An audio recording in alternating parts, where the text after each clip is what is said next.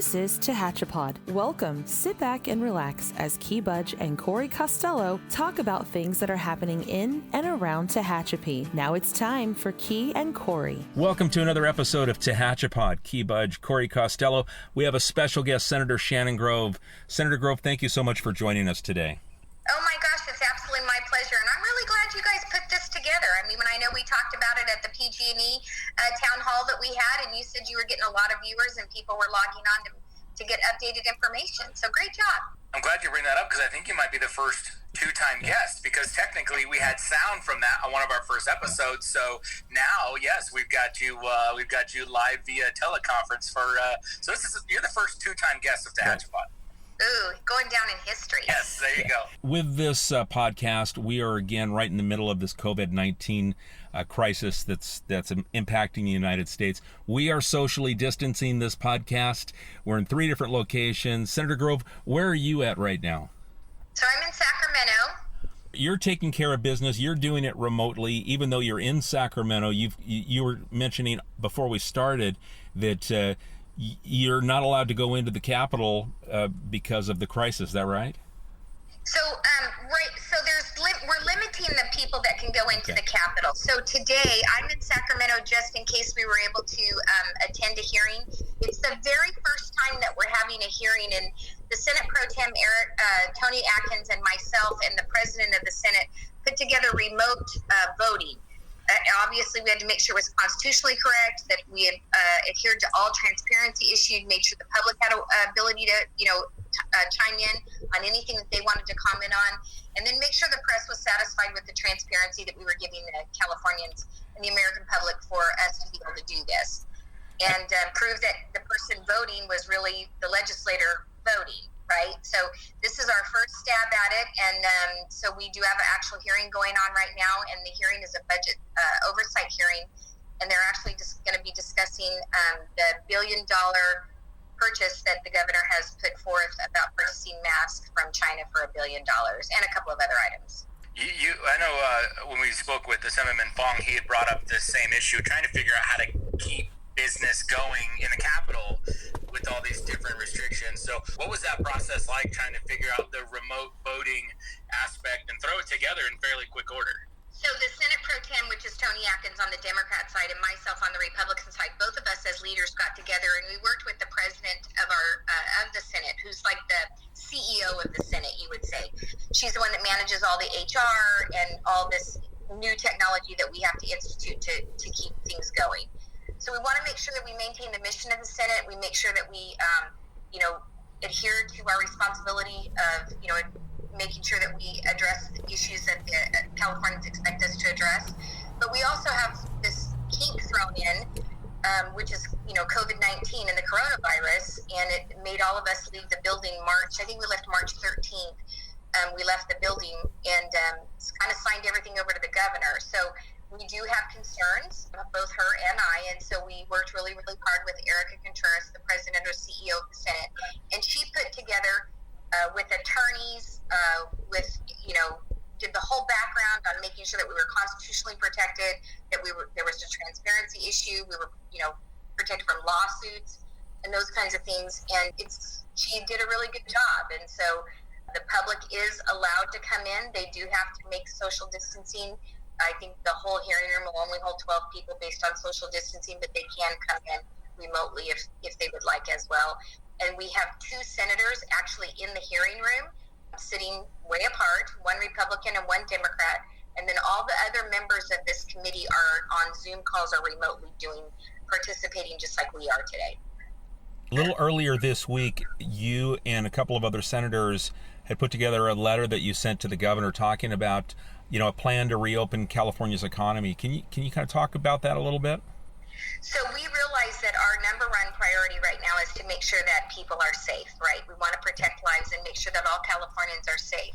But we have to address and put a plan in place so that just as fast as we came into social distancing and a lockdown, we need to be able to just do that fast to reopen the economy and make sure that we can get life back to as much normal as possible in an expeditious way.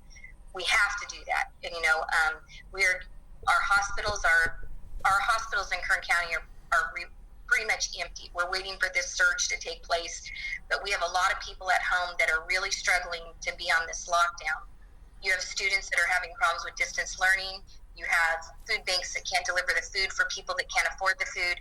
So we've got to get our economy up and running. You know, the numbers just came out. We have 2.7 million Californians unemployed.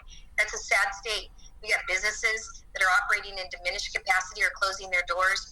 And so we've encouraged the governor to make sure when this panel gets put together, this committee that he's putting together to reopen the economy, that it includes business owners and workers, and that it includes many people from the private sector that are signatory or union and non-union. And then we also need to look at people from like municipalities. You know, I was on a phone call yesterday with one of our city managers, and, you know, our cities are very concerned about, you know, revenues and things that we need in our community to operate just like any other part of the state. And so we need to make sure that people are covered in all areas that need to be jump-started so that we can get back to normal.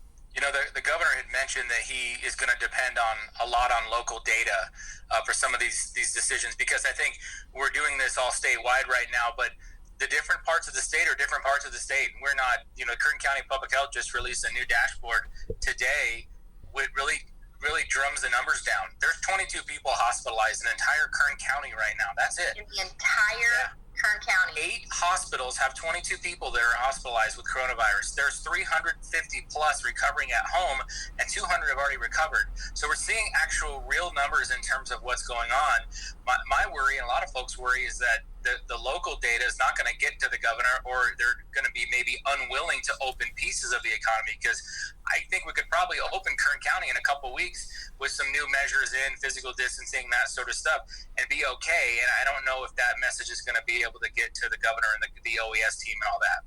So I will make sure, if Matt Constantine, who I have a call with right after this, if he provides me with that information, I know he'll submit it through the regular channels, but I will make sure that it gets directly to the governor's office and to OES. I have a town hall tomorrow, actually Friday morning at 10 a.m. I have a tele-town hall, and Mark Gelagucci is coming on, head of OES. And so we have a great relationship with the individuals that are in charge of all this, and I'd be glad to get that information, because you're absolutely right. I mean, our hospitals are completely empty, waiting for this surge. They've invested millions of dollars to make sure that we were ready for this to happen, and now they're losing money. And it's not all about money. It's just that we have got to be able to provide help. I talked to an orthopedic surgeon that has a 70-year-old patient that has a cyst on his hip, and he can't walk, but he cannot go into any wing of our hospitals to do surgery so this gentleman can walk again. So, I mean, all of these things that need to start happening when we have the new numbers in the dashboard that Matt's putting out. And I also know that, you know, with accelerated urgent care doing a tremendous amount of testing, these tests are coming back rapidly, and we are getting a lot of good data from our testing in Kern County. And we're not LA, and we're not New York, and we're not San Francisco. You know, we could open up our oil industry, our ag industry, our windmill industry, and, you know, you could work very well in any of those industries with social distancing. You could open up our primary industries. You could operate under CDC guidelines with social distancing and washing your hands and putting in washing stations. We have the ability to test people at, you know, accelerated urgent care. Dr. Erickson is doing a tremendous amount of testing throughout our county. So I really do believe that, you know, exactly what you said, that we can do that. We just have to convince the governor. But the governor's office is telling me, they just told me on the phone earlier, that it's all about local control. So that's what my call is with Matt, to say, if it's all on your shoulders, buddy, we got to talk. Yeah, exactly. Well, we made that point in the call we had earlier today. We made that statement, and the governor said it's local control. So, well, it's time for us to maybe exercise the local control with this. And you also have in your very large Senate district a lot of rural communities. And when it comes to a virus like this that has seemed to spread more rapidly amongst urbanly dense areas, you know, there's a lot of us communities in Kern County and San Bernardino County and some of the areas that you represent that aren't very dense and rural, and we're not seeing the virus impacted as it is at other places. No, you're absolutely right. And, you know, I worry about, like I said, with our cities, you know, we have one of our cities that has already ran out of its reserves. I'm not going to say what city it is, but in Kern County, in the district, we already have one of our cities in the Senate district that goes all the way down to the Arizona border that has already ran out of its reserves. So you have law enforcement, you have first responders, fire department. This all needs to be addressed. And, maybe Kern County can be, I'm pushing the governor to look at us opening, I'm pushing the governor. Like I said, I told him we are not Los Angeles, we are not San Francisco. We are, let us be the leader in the economic turnaround. Now, what are you seeing with your colleagues? Are other Senate districts seeing the same or feeling the same thing, or are they a little bit different? Are we unique? So we're not unique. There are other counties that are like us, like up in the northern area in Senate District 1 where Senator Daly is at and Senator Nielsen, and then some of the places in Orange County and over. So we are not unique. There are a few of us that are like Kern County in mostly rural areas. They have more mountain communities, but it's the same type of social distancing perspective that we have where we're not stacked on top of each other. Some of our colleagues that represent areas in Los Angeles or Monterey, they're a little bit more challenged than we are in this particular area. So everybody is working really, really hard. I can tell you that this is one thing that's brought us together. When the governor does good things, I try to say good things and I say good things about him. But when he's wrong, like with our water and the point in time count and our distribution, I call him out on it. I texted him the other day because I was on the Terry Maxwell show. And I was like, no, I think he made the right decision based on the information that was provided to him, right? We can only make decisions based on the information that's provided to us. As legislators, we don't have all the answers, but we're not, we have to be like a jack of all trades, but we have to surround ourselves with people that give us good information. Public health department, health individuals, immunologists, all those people, especially in this arena that we're experiencing now. And so I was complimenting him and I sent him a text and I said, I'm supporting you and your decisions and some of them that you've made and talking about positive things you've done on one of the most conservative talk show hosts in Kern County. I'm never going to get elected again. It makes me feel good. And then the next segment I said, I'm going to tear you up over water, though. It makes me feel better, though, like you had mentioned, that now that, that message of local control, and believe me, and to the folks listening, the one thing with Senator Grove, when she says she's going to push, she's going to push. And she's going to push relatively hard on your behalf as well. We experienced it with PSPS. I mean, you've done a phenomenal job. And even some of the stories you relayed back to me of people you were pushing in Sacramento from the utilities to kind of get the madness sort of squared away. So it does make me feel better, and I hope it does the listeners as well, that we've got someone who is going to deliver. I mean, Senator Grove has a very long history of pushing and also getting stuff done as well, which is important at a time like this. Well, I'll do my best. I really will do my best. And like I said, I've been told 3 times now that it's all about local control. I'm going to put Dr. Erickson in touch with Matt Constantine to discuss the testing stuff. We're going to look at Matt's new dashboard that just came out today. And I actually, before I got on the phone with you guys, I'm supposed to connect with Matt just after my next conference call that I have. Now, I wanted to ask you about the economic impact payment. You had a post recently on your social media, and you were really kind of alerting the department if people are part of our veterans, if you are a part of the Department of Veteran Affairs, or you are seen there. Can you talk about that a little bit more and expand upon that for our veterans? So there's economic impact payments that are available to our veterans, and they can go to the County Veterans Service Department or reach out to them by phone. Also, the other thing is that if you've lost your job to COVID-19, Kevin did a great job. We have a great congressman on our side. I mean, he's awesome. And Kevin did a great job making sure that unemployment checks were brought in immediately. He didn't really like the dollar amount, but, you have to have Democrat votes to be able to pass something in the House, just like you do in our side on the Senate in California, but you got to have Democrats on board. So he didn't like the dollar amount per se, because he wanted people to have income and not lose income, but he didn't want people to have more income being on unemployment than they would working. And that makes total sense, because we still have to have a viable workforce to go back to work and willing to go back to work when this is reopen up our economy. So Kevin did a really good job with that. He also did a great job with small business owners on the Paycheck Protection Plan. They're out of money. They're pushing hard, and he's fighting hard to make sure that that gets refunded. So SBA loans, which is pretty tremendous because it actually, you can apply for a loan for 2.5 times your payroll, and then 2.5 times your payroll for a monthly basis. So if you've got 25,000, you go to 50,000, and then, so that's, 2 times, you get 2 times the amount of your payroll. And then you can use that to keep your employees employed for the next couple of months. And as long as you go back and show in the committee reviews that you paid your employees and they've gotten the paycheck and then at least 75% of it, then you have the ability to have that written off as a grant. So that's really a great program that Kevin McCarthy fought for really hard for us. And I know that when we were running into problems with some banks not taking us, as I'm a business owner as well, but so taking businesses, Kevin got somebody from his office to walk people through it, to communicate with banks. I mean, he's really been a hero in that. So I just applaud Kevin for that, and also making sure that our veterans are included as well. I've been pretty impressed with the sort of mentality of people. You mentioned you don't want people making more money on unemployment than when they're actually working, but so many people now that are, I guess it's kind of just the American way, they're ready to get back to work. They don't want to sit at home anymore. They want to be part of the solution. And I had someone the other day said, the economy will never recover from this. And I said, no, quite to the contrary. We're going to see an unprecedented resurgence when this is all over in terms of the economy, because people are ready to get back to work and they appreciate their jobs more, and they're going to come back and work probably even harder and produce even more. So, I think it's testament to the people of the state, and then, of course, of the nation as well. And they're ready to get back to work, from Tehachapi all the way to Washington, D.C. I mean, people are ready to get back to work. I agree. I really do agree. But like I said, there was a concern about, and when you just look at the numbers, so if you make $15 an hour, you'd qualify for $400 a month, a week unemployment. So you get 75% of your $600. So you qualify for $400.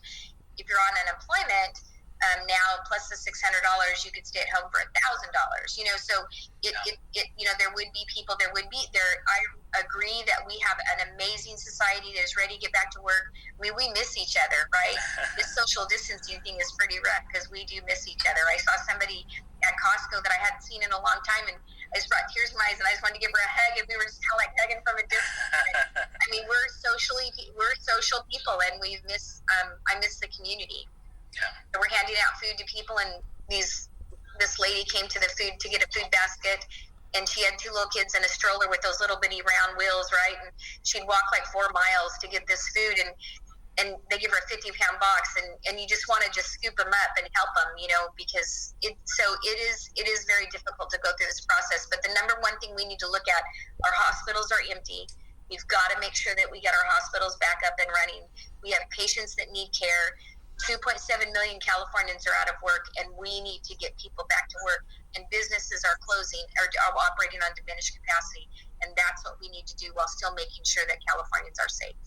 I know you're short on time. You've got you're pressed. So we appreciate you squeezing us in. But is there anything that the folks that are listening that can do to assist? Is there a way for them to have their voice heard, maybe for a little bit of input, so the governor understands what's coming from the community as well? Absolutely. So there's a website. You can go to covid19.ca. So covid19.ca. And you can go to that website, and then you can also reach out to me. We have a comment section on we have a comment section. You guys can submit information to my office. We'll make sure that gets up to the governor's office. And I'm always available. I mean, I feel like half the district has my cell phone number already, so I'm always available. The staff they're not in the office. They're operating remotely, maintaining social guidelines as well, the CDC guidelines, but they are available, and we're on calls, and we can take messages, we can get emails. I have a teletown hall tomorrow, Friday, which is tomorrow. So Friday at 10 a.m. I'm being at home. I'm constantly asking my husband, "What's today?" I don't know about you guys, but that's the biggest struggle I've had on it. It is hard. It's definitely hard. Yeah. Yeah, some of the things, but we're blessed, right? We are blessed to live in a community like Kern County, in the Central Valley, that has very few cases. We are taking care of our homeless. We are taking care of those that are hurting. I saw a guy that dropped a load off his truck, and I saw a bunch of people jump out of the truck and immediately start picking it up, right, and helping him. And it's like we have compassionate hearts, and we want to make sure that people in Kern County are taken care of. And I think, just like he described earlier about how we're different than any other part of the state other than the northern part of the state, but we're different, and we have economic vitality with our oil and ag industry, which are vital to the rest of the state and the nation. We could lead the charge on economic recovery. And I found out, like I said today, it's all local. So you think I'm not going to be on our local folks? I am. And we certainly going to follow that suit in the city of Tehachapi. Like, we have plans to be leaders on the recovery. We also have plans to institute some local control in getting back to what the new normal will be. That's for sure. Well, thank you guys very much. Well, Senator Grove, we appreciate it. You're very active on social media, so let's make sure, folks, if you're on Facebook or on Twitter, it's at Shannon Grove CA, and you can follow the senator. She is sharing information all the time about what's going on, almost on a daily basis. So I know we follow you, and we appreciate the amount of information that you get out. So thank you so much for taking the time. We really appreciate it.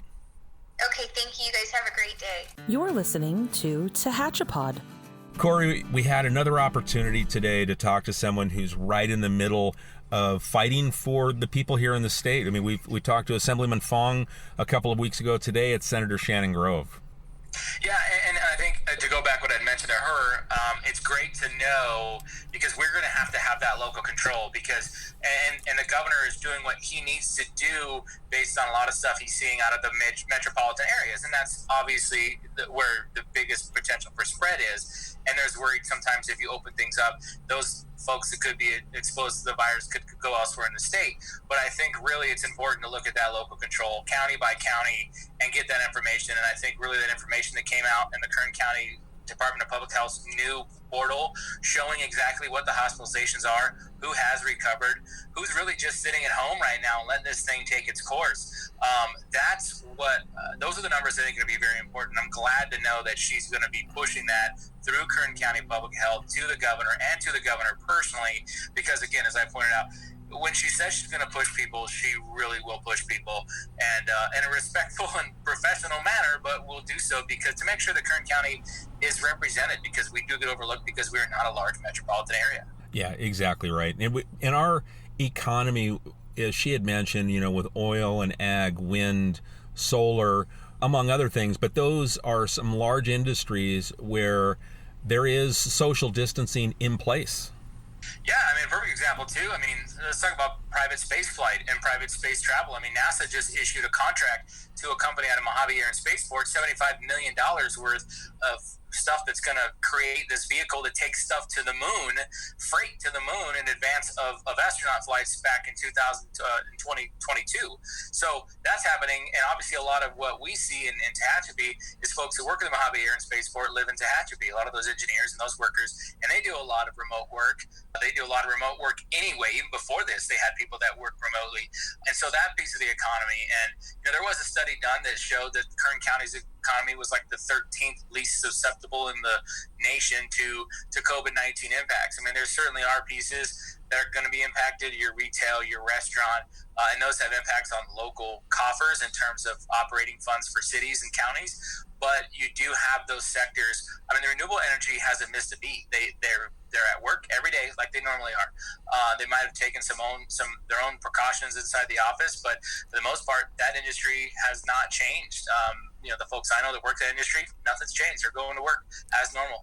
The same with, like I said, the spaceport people and the ag folks. We know how much they've been working as well. And so, it does have the potential. Oil has got some other global factors happening right now that's affecting its price, not so much COVID-19.